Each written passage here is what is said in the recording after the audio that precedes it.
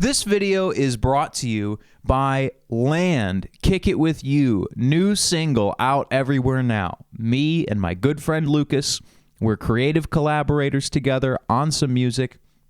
We put out a new single. We're really fucking excited about it. It's a really, really great single. We're very proud of it. Go check it out. I have another YouTube video coming out very soon. I am restoring and have been restoring a 71 to 73 Gibson SB 400 bass.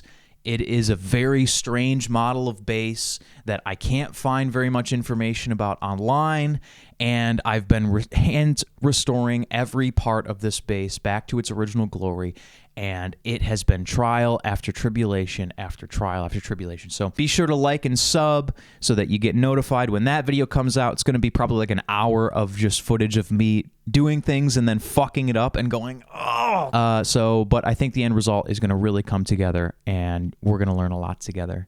One of my biggest projects to date. Can't believe how synced up with each other we are. Fuck. Almost dropped my croissant. Fuck. This is so fucking good. It's fucking early on a Sunday to be doing something like this. I'll tell you what. And I think I'm the only person in the whole rehearsal building. I mean, this is like a whole fucking building, and it is silent. Like, I almost feel uncomfortable recording this. Get my goddamn money's worth. I hope nobody's secretly living in here. When people get a rehearsal space or like an art studio space for like $200 a month, and they end up living there. But since cameras have become ubiquitous, you can't really get away with it much anymore. So that's like pro tip that doesn't exist anymore for being a bohemian in New York. Doesn't work anymore. Don't even try it. This is my mukbang arc. I do enjoy extreme flavors. And I love coffee, so I love espresso because it's so extreme. But we're not here to talk about coffee this morning. We're here to talk about something much more important than that. Does guitar fretboard radius matter? No. Thanks for watching, guys. All right, but for real, my stance, my thesis is fretboard radius doesn't matter. Or it matters very little except in very specific circumstances. And those circumstances are rare enough where you probably shouldn't even worry about it. What is guitar fretboard radius? We know what a circle is. That's a circle. And this... Oh, fuck. Do I remember what a radius is? Yeah. This is a radius. Right? This is the circumference. This is the diameter. Yeah, I got it right. Okay.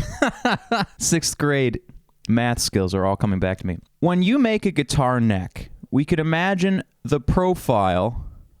Oh, fuck. That looks terrible. Let's imagine the head-on profile of a guitar. So you have, this is the heel side we're facing. And the reason why they call it a radius is because the way that they get that curve, they make the tooling as a function of like a little cutout of a circle of a specific size. This would be like the middle of the fretboard, and then this would be the bottom, and then the frets would go over here. This is a little bit exaggerated just so you can see what's going on. It's a little bit more subtle, but there are some standard sizes of fretboard radiuses. One of the more common vintage fretboard radiuses is 9.5 inches. So what that means is the circle that they use to get the curve on the fretboard has a radius of 9.5 inches. That's a pretty small radius. This always confused me. A small fretboard radius means that there is a greater curve, a more accented curve. So imagine this. Here's a small fretboard radius guitar, and there's the fucking fingerboard.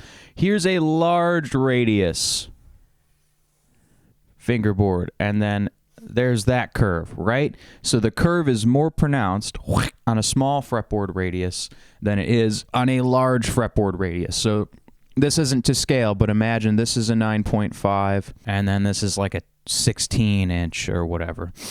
So there's a great number of varieties of different fretboard radii that are put onto instruments. For example, lots of vintage Fenders use 9.5s, and more modern, like Shredmaster guitars, especially like 8 strings and extended scale instruments, either have compound radius or they are more flat. I just wanted to interject. I just packed up and I forgot that I wanted to talk about compound radii.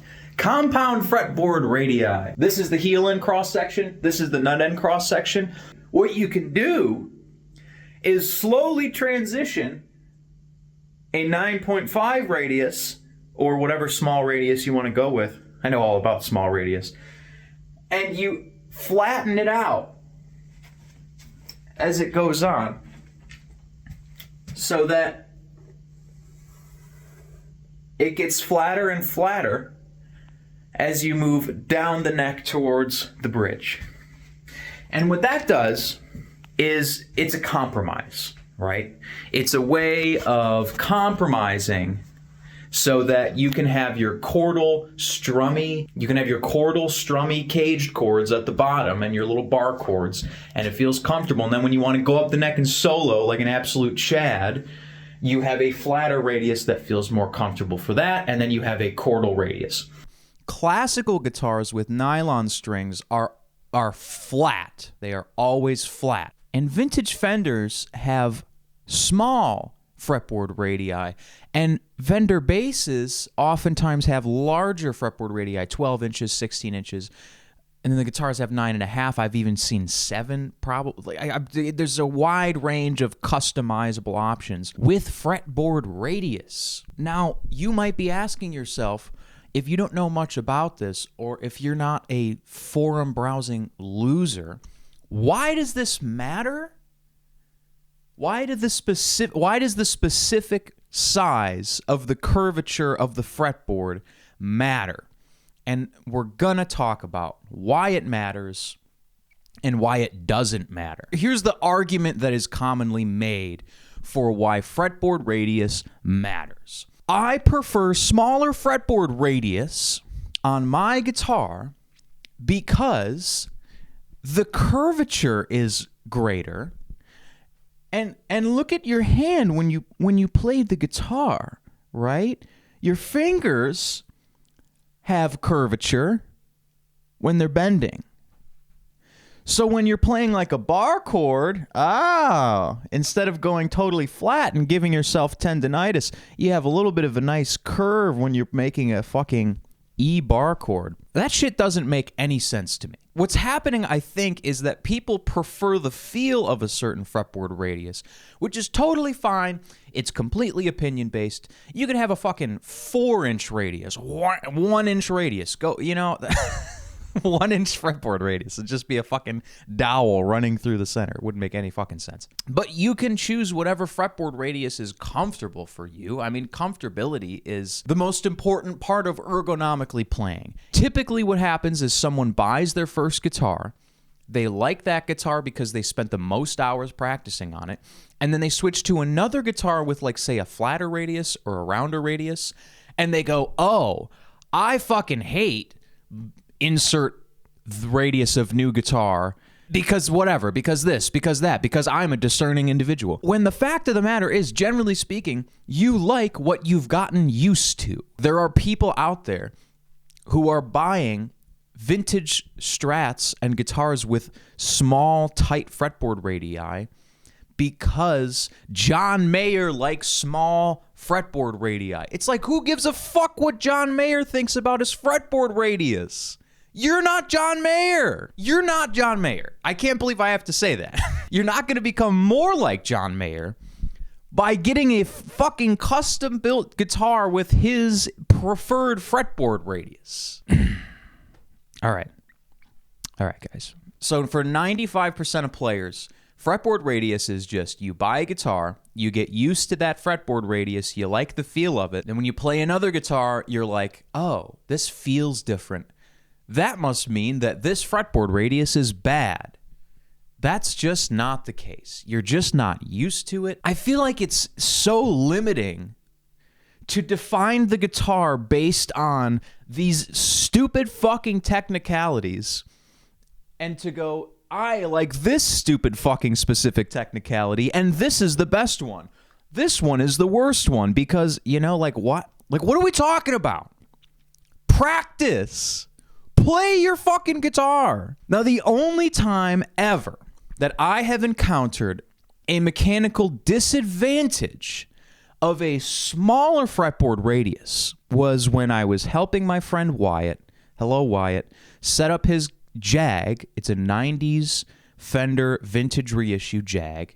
It's candy apple red. It's a very nice guitar. This was an interesting problem that he was having with his Jag. He's someone who is a very dynamic player. Most modern guitars have slightly flatter fretboard radii than vintage instruments. And I'll tell you why. This is a very, very obscure, deep rabbit hole that I'm about to go down. And this is the only situation in which I have found that fretboard radius actually matters. In fact, I just got to get into it. When you have a round fretboard radius, like this guy. This is a very round radius up here. And these little dots will represent the strings, okay? So imagine we're perfectly looking down the string, right? When you're making a bend, you're kind of doing this, right?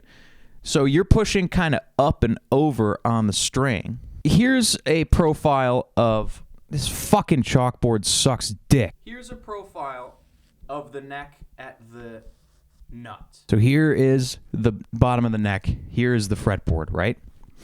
And then here is a profile of the neck towards the heel. Okay.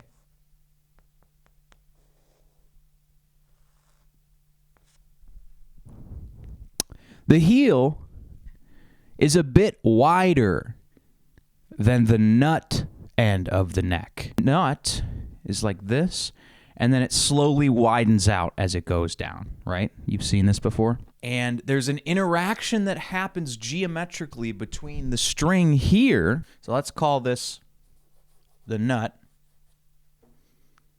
And then let's call this the heel area, right? And let's just imply that those are the same radius, right? The same radius, there's more surface area here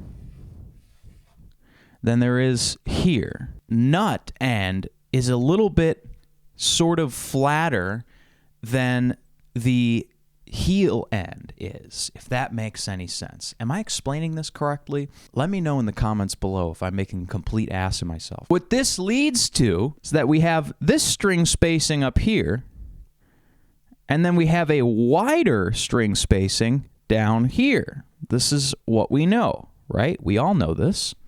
This is like basics of guitar physics, right? What this can lead to is that when you're bending, there's a phenomena that happens where when you're bending up here, like let's say at like the 3rd fret, the 5th fret, and you're bending into other frets that are up here within a certain level of low action. So basically, if you didn't understand any of this, the only time that fretboard radius matters, in my opinion, is when you have a small radiused fretboard instrument and you are trying to have low action, modern low action, and you are trying to bend low down on the neck towards the nut. You can get strings to crap out on the upper frets, and it's not because the frets are misplaced. It's not because of the fret crowns. It is a phenomenon based on the radius of the fretboard and the action of the strings. And so you might have to jack the action of your strings up or make a truss rod adjustment in order to correct for this, but it is a balancing act where you kind of have to make a trade-off between how high your action is and being able to bend at the lower portion of the neck. And he was running into this problem where every time, my friend Wyatt, we would set up his Jag and we would lower the action to a reasonable amount, to what should be a modern level of action. And he would bend and things would crap out at a certain point. I hope I explained this phenomenon correctly. I will link a different video that explains this in much better detail than I could. But basically, if you are one of the 1 in 10 million people who plays the guitar and runs into this very specific scenario where you need the lowest possible action that you can achieve, and you need to be able to bend anywhere on the neck to any interval that you'd like, then maybe don't buy a vintage style Jaguar. Generally speaking, the types of people who are buying very technically produced instruments are buying a fucking Steinberg, or are buying an Abasi Concepts, or are buying some other headless fan fret abomination. They're gonna buy something where they have a flat radius because that's just implied based on the guitar that they're purchasing, so they can play whatever technical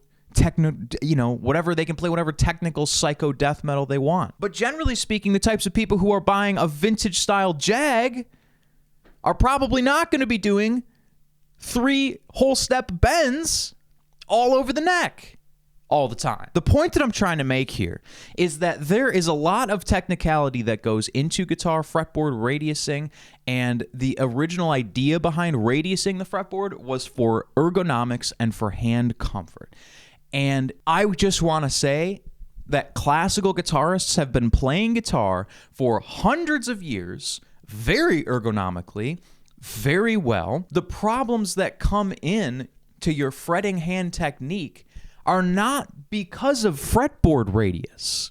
It's because you're clenching. You're fucking clenching and squeezing, giving yourself trigger finger from squeezing your fucking fingers so goddamn hard, when you should be buying a scalloped fretboard Yngwie Malmsteen Strat so that you can practice putting no pressure on any string and getting really fucking fast, and then you're the newest neoclassical shred master.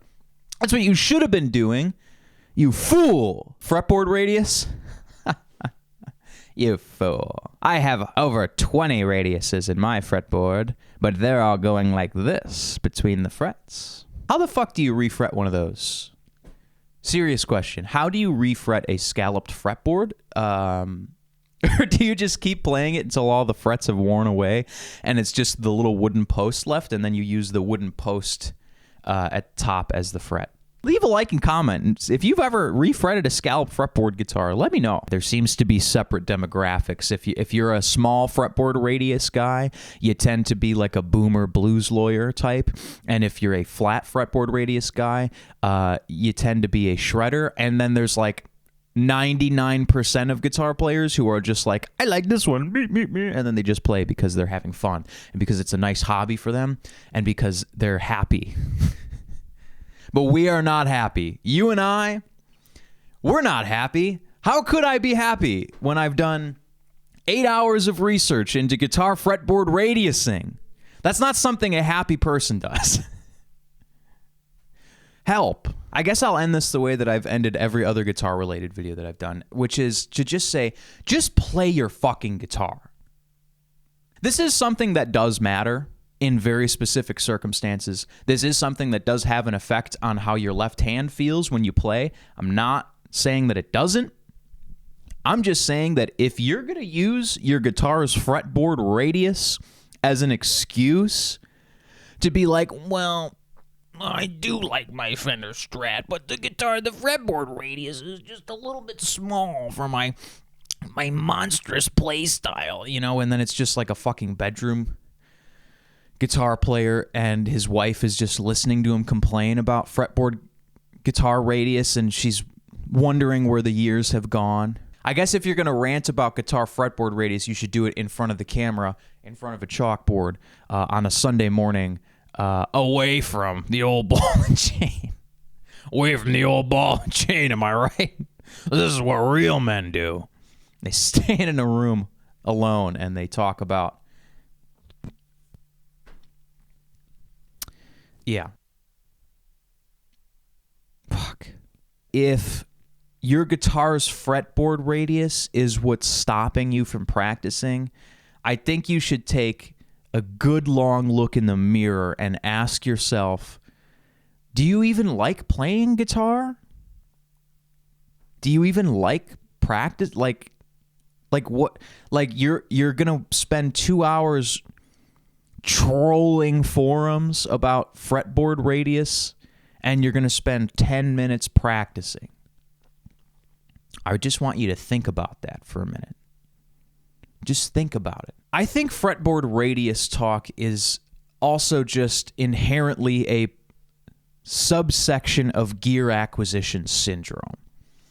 It is a great marketing excuse to get you to buy someone else's guitar instead of just practicing on the guitar that you have, because it gives you the option to buy one guitar with a 7-inch, one guitar with 9.5, one guitar with 12, one guitar with 16. You go to the store and you just try all these different fretboard radii, and every single one has so many different fucking variables involved with the guitar, with the pickups and the pickup height and the action, all this other stuff, that you're going to not even make a good technical decision based on radius anyway, unless you put new fretboard radius on the same guitar over and over again with the same action and test it and saw how you like it. But no one is willing to go through the trouble to do that. So they just act like they know what they're talking about, and they talk about fretboard radius and their personal anecdotal experience, and they ignore the fact that this is like one out of like 10,000 different fucking variables that go into a guitar or a bass or whatever the fuck you want to do. So just play. Guitar fretboard radius doesn't really fucking matter unless you're a weird creep who's going to pay thousands for custom work, in which case DM me. I'm always willing to do work for people with discerning tastes.